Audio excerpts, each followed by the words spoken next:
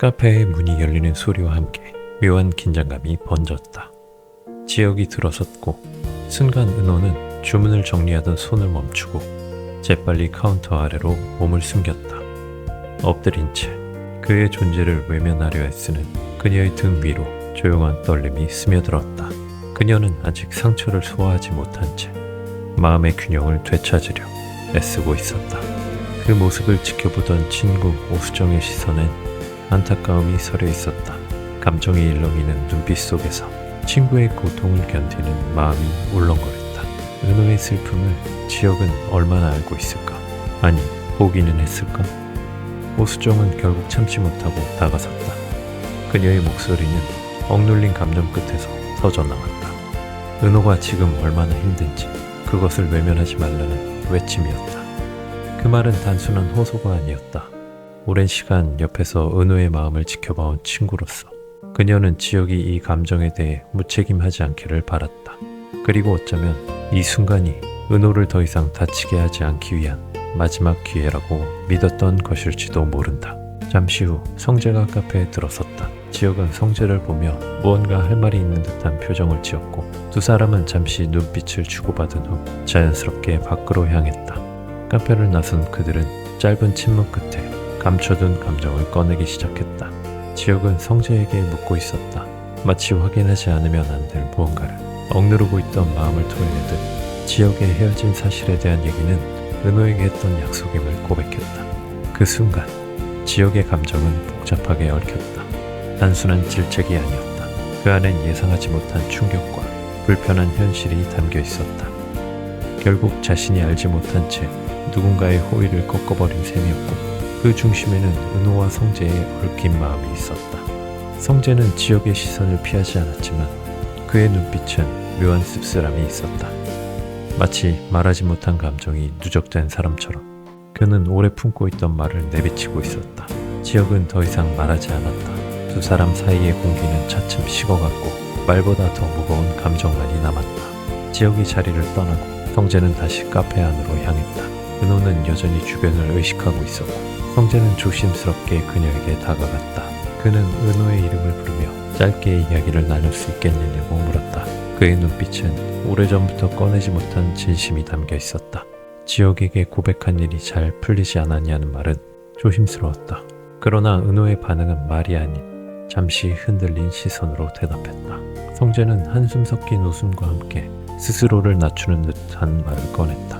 자신은 그저 은호의 친구이거나 명예 선배쯤 되는 줄 알았다고. 그렇게 담담하게 내뱉은 말엔 오랜 시간 접어두었던 마음의 조각들이 담겨 있었다.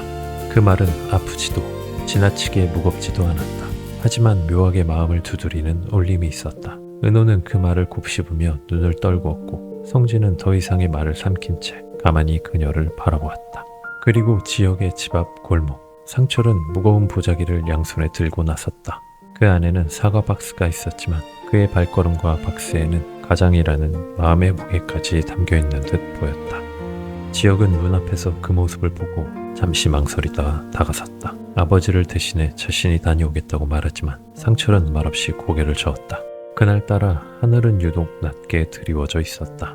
아버지의 걸음에는 씁쓸함과 친욕, 그리고 어쩔 수 없음이라는 말이 모두 실려 있었다. 뒤따라서 나서지 못한 지혁은 그 모습을 한참이나 바라봤다. 무언가를 지키려는 사람의 뒷모습은 생각보다 작고 아팠다.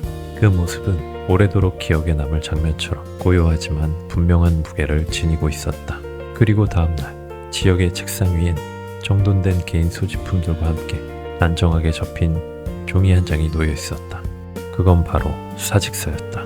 빠르게 정리를 마친 그는 조용히 자리에서 일어났고 팀장의 책상으로 가서 사직서를 힘차게 내려놓았다.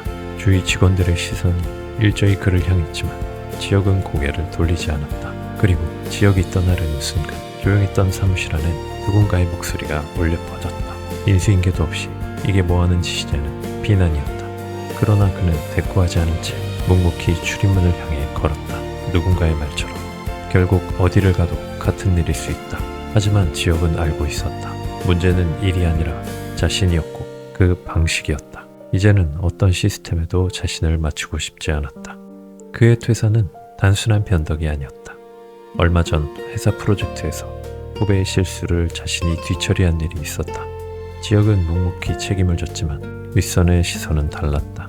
실무 능력보다도 선배로서의 자질 문제를 삼은 평가가 돌아왔다. 그의 능력이 아닌 체계 바깥에서의 결단을 관리부실로 간주한 것이다. 정작 책임지고 감쌌던 사람이 되려 책임을 지는 그 조직의 아이러니 속에서 지혁은 더 이상 남을 이유를 찾지 못했다. 어쩌면 그것은 가족과의 삶을 다시 고민하게 만든 또 다른 계기였을지도 모른다. 그리고 지혁은 떠나기 전 누군가를 만났다. 커피숍 한켠. 지혁은 정보화 실장과 마주 앉았고 마지막 인사를 건넸다. 자신이 마무리하지 못한 프로젝트를 떠올리며 그녀에게 미안한 마음을 내비쳤다. 그래서일까? 오늘만큼은 어딘가 낯설었다. 정보화 실장은 한 손에 커피잔을 들고 그를 가만히 바라보다가 조용히 말을 꺼냈다. 그녀는 그가 정말 생각 끝에 결정을 내린 건지 물으며 동시에 어딘가 설득의 여지를 찾으려 했다. 하지만 지혁은 미소도 없이 고개를 끄덕였다. 마치 그 대답은 이미 정해진 미래 같았다. 잠시 정적이 흐르고 그녀는 가벼운 미소와 함께 예상 밖의 제안을 건넸다. 이참에 자신과 일도 그리고 연애도 해보지 않겠냐는 말. 지혁은 놀란 듯 그녀를 바라봤고 그녀는 농담처럼 덧붙였다. 사랑이 없는 표로 못할 이유가 없다고. 그 말은 웃으며 던져진 문장이었지만 그 속엔 감정과 계산 그리고 묘한 기대가 뒤엉켜 있었다. 지혁은 대답하지 않았다. 대신 창밖을 바라보며 생각에 잠겼다. 그의 얼굴엔 수많은 생각들이 교차했고 그 하루의 끝은 이전과는 다르게 조금 무거워져 있었다. 창밖으로 노을이 길게 번지고 있었고 그 붉은 빛은 어쩐지 오늘 있었던 일들의 잔상을 오래도록 붙잡고 있는 것만 같았다. 드라마 영화 리뷰는 로디오와 함께 다음 리뷰로 찾아오겠습니다.